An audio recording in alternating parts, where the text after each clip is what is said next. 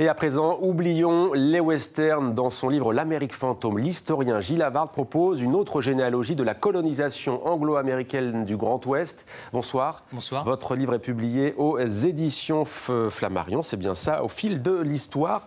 Qu'est-ce qui vous a amené à vous intéresser aux aventuriers francophones du Nouveau Monde ?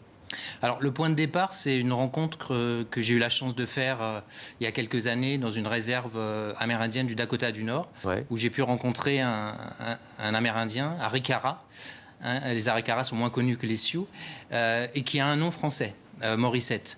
Et dans cette réserve indienne, il y a plein de familles qui ont des patronymes comme ça, français. Gendreau, Beauchamp, etc. On pourrait multiplier les exemples. Et donc, c'est une sorte d'Amérique insoupçonnée parce que cet Indien au nom français, qui ne parle pas français, certes, mais anglais, s'est présenté à moi comme un Frenchman. Il m'a fait un cadeau, il a dit « From a Frenchman to a Frenchman ». Et donc, ce que j'ai voulu, à travers ensuite ce travail d'historien, c'est dévoiler un peu cet univers historique des rencontres entre les Français et les Amérindiens qui ont produit beaucoup de métissage.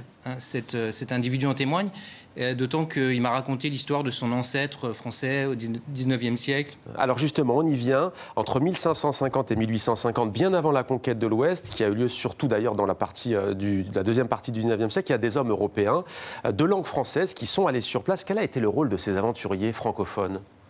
Alors, leur rôle, souvent, c'était de jouer un rôle d'intermédiaire entre les Euro-Américains de façon générale et les autochtones.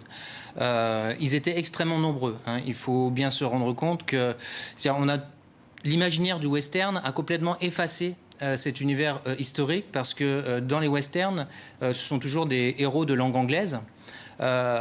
Quand dans Danse avec les loups, Kevin Costner, le héros Kevin Costner, arrive dans l'Ouest en 1863, en fait, on a l'impression que c'est le premier blanc qui arrive sur place. Ça fait un siècle et demi qu'il y a des francophones qui circulent dans la région. Donc j'ai essayé de raconter ces histoires, l'histoire de l'Ouest américain en particulier, du point de vue de ces francophones, qui étaient souvent des interprètes. Et ça passe notamment par les coureurs de bois, qui sont-ils ?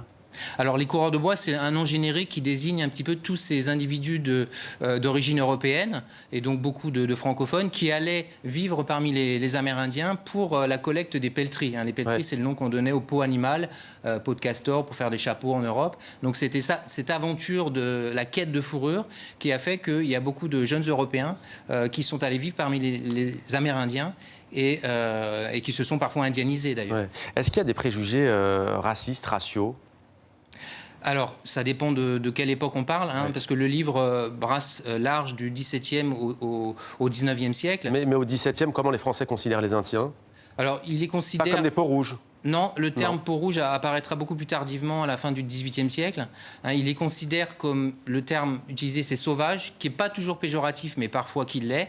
Et leur espoir, c'est de les civiliser, en tout cas l'espoir des missionnaires et des administrateurs, mais pour ce qui est des coureurs de bois dont je parle dans le livre, eux, ce qui les intéresse, c'est faire du commerce pour les peaux animales. Donc, ils ne sont pas du tout dans une situation où ils se sentent peut-être supérieurs aux Amérindiens, mais en réalité, ce n'est pas ce qui se passe sur le terrain, puisqu'ils doivent s'adapter à eux, ils doivent apprendre les langues des Amérindiens, ils se marient avec des Amérindiennes, donc c'est un peu l'inversion du scénario colonial tel qu'on l'envisage habituellement. Et ce point de vue que vous épousez, qu'est-ce qu'il nous apporte, au fond ?